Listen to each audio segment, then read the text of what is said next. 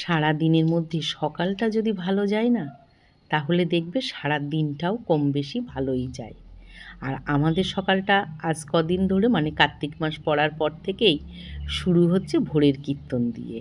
তাই মনটা বেশ ঝরঝরে আর ফুরফুরে, ভালো লাগে যে ভগবানের নামটা করতে পেরে। আর এই কার্তিক মাসটা ভোরেই আমরা করব। তারপরে বাড়ি চলে এসেছি, এসে এই জামা কাপড়গুলো কালকে সন্ধেবেলা ধুয়ে দিয়েছিলাম, সেগুলো একটু মেলে দিলাম। এরপরে দৈনন্দিন জীবনের সঙ্গে ওতপ্রোতভাবে জড়িয়ে আছে এই বাস্কটা। এই বাস্কর মধ্যে কী আছে তোমরা সবই জানতে পারবে। তার জন্য তোমাদেরকে আমার ভিডিওটা প্রথম থেকে শেষ অবধি দেখতে হবে। ভালো লাগলে অবশ্যই লাইক কমেন্ট শেয়ার করতে ভুলবে না। আর যারা আমার পেজে নতুন তাদেরকে বলবো একটু আমাকে ফলো করে দিও।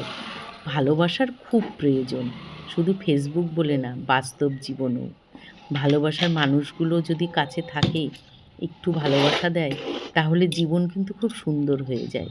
এখনকার ভালোবাসা যেন বড্ড মেকি হয়ে যাচ্ছে, লোক দেখানো ভালোবাসা হয়ে যাচ্ছে।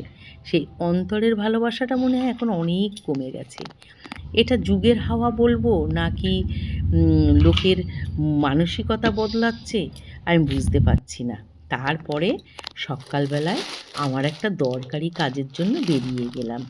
এই পুঁটুলিতে কী আছে সেটা অবশ্যই জানতে পারবে, তার জন্য কিন্তু একটু ধৈর্য ধরতে হবে। আর দেখতেই পাচ্ছ সকালবেলা বাইরের কাজ করে, আর এই এই ভদ্রলোককে দেখাচ্ছি কেন জানো? এই ভদ্রলোক মোবাইল বুঝতে পেরেছো? তাহলে ব্লাউজের পিসগুলো বের করে দিও। দোকানে যাচ্ছে, তুমি গাড়ি আছো? হ্যাঁ, তাহলে নিয়ে যেও। কিন্তু পেপার আনতে যাচ্ছি। কি পেপার? কোথায়? কোন দোকানে? জয়ের দোকানে দিয়ে যাই। ও, জয়ের দোকানে এখন আর এই অবধি ঢোকে না? না, ওই ছেলেটা মোটে আসতে চায়। আসলে এইদিকে আর কেউ নেই তো। আগে তো আমরা নিতাম, শিশির দ্বারা নিত, অনেকে নিত তো। আরে ওই বাচ্চা একটা ছেলে, ও মোটে দিতে চায় না। ওরে খবর দিয়ে আনতে, তো ওইখানে দিয়ে যায়, গিয়ে নিয়ে আসো। আর শনিবার এবার রবিবার কি ছিল আগে, খবরের কাগজ না হলে মানুষের চলতো না। এখন মোবাইলে, হ্যাঁ, মোবাইল হয়ে সব গেছে। গ্রুপের হচ্ছে তুমি মোবাইল দাও, টাইম মতো আমার ছোট ছেলের খবরের কাগজ ডেলি লাগবে, মানে ওখানে পাই না, ও যেখানে ব্যাঙ্গালোরে খবরের কাগজ পাই না, সে পেলেও অনেক দূর টুর যেতে হয়, কিন্তু বাড়িতে থাকলে ওর লাগবেই কাগজ। এই হচ্ছে ব্যাপার। আর ও তো সেই টেলিগ্রাম পড়ে, তো ওর সে লাগবেই কাগজ। আনবে আর এসে ওইটা পড়বে, আবার সকালবেলা যে পড়া হয়ে গেছে, যত খবর আছে তুমি ওটা। ভালো তো, ভালো, খুব ভালো অভ্যাস। আরে আসা মানে যাওয়ার পথে নিয়ে যেও। আমি যদি আমি তোমার দেরি হবে, আমি 2-5 মিনিট। ঠিক আছে, আসো।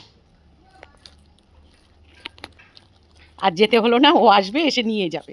আমি ভাবছিলাম ওর বাড়ি দিতে যাব কাপড়টা।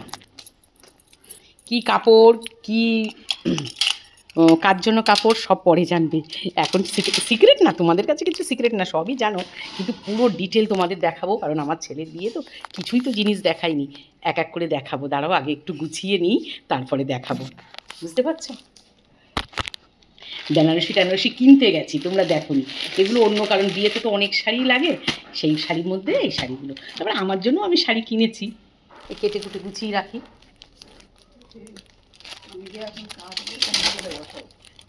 খবরের কাগজ নিয়ে যেতে পারবা? এই ঠোঙাটা হচ্ছে একটু পচা পচা আছে, এই কাপড়ের ঠোঙাটা।